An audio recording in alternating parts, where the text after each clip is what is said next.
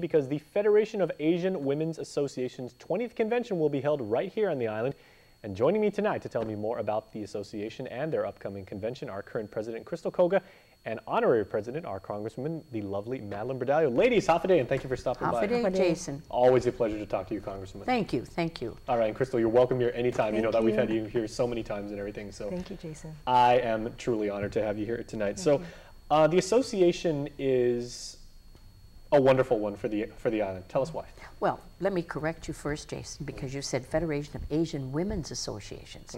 Well, that's the way it was in the beginning, but it's changed. We've added Pacific to it. And one of the reasons was the first convention was held in 1959, and I was the president of the Guam Women's Club. We were the first to join from Guam.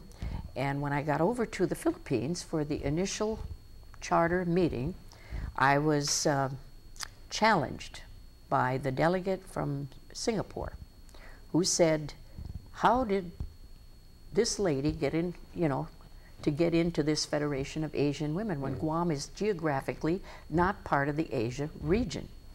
So I argued my point. I was very young, but I stood my ground and I said, well, I received an invitation and that's why I'm here.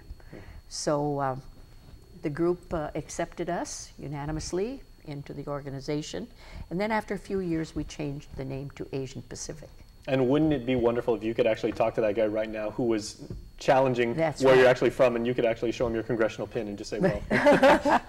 But anyway. Look how things have turned out. Now, I just want to point out, before Krystal is very well aware of what's going on with the current convention, which is happening in a few days, we started out in Guam.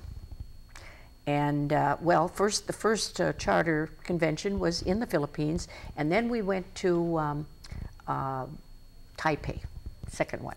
Third one, 1964. Guam didn't have any hotels. But I told my husband, I said, we've got to have this, We promised that we were going to have a convention, so it's our turn. Third convention, 1964. No hotels. And we had about maybe, I think about 20 delegates coming from we even had from Laos, places that were closed, countries that were closed off later on.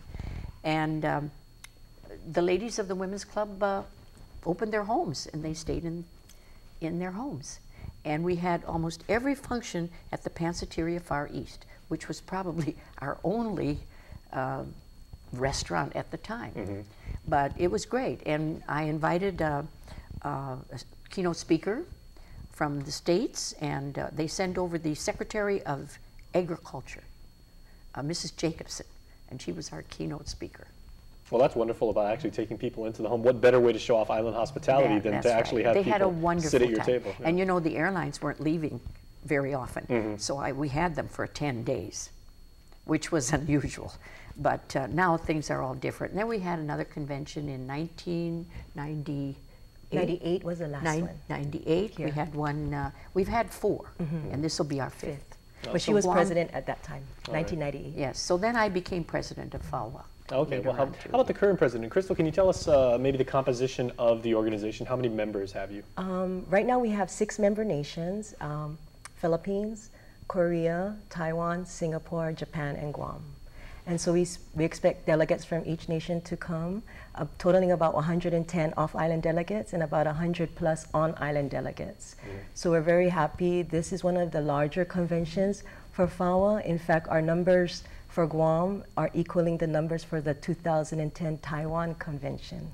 So everyone's very happy. The response has been wonderful. We also have delegations from Indonesia and Republic of Marshall Islands that will be attending. Now, with all of these delegates all coming together and all networking and all discussing women's issues. Yeah, matters important to you. What are some of those issues and what will be discussed? Well, the theme, might as well empowering Asian Pacific women through knowledge and opportunities.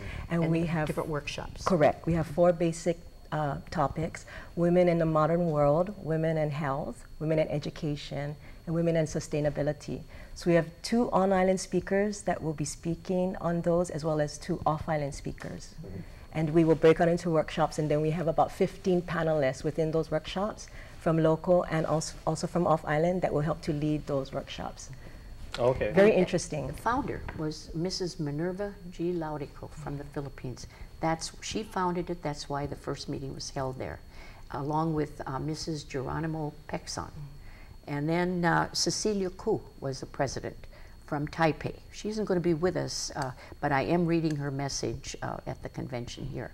And then, of course, now, since I'm a past president, I'm now an honorary member of the organization. She's one of our trusted advisors. Okay, so that, of course, is coming up. That is the 20th convention. So thank you so much for your enlightenment on this issue, and congratulations. Yes, thank you. And you're going to see a lot of women on the island in the next few days. All right. Thank you so much.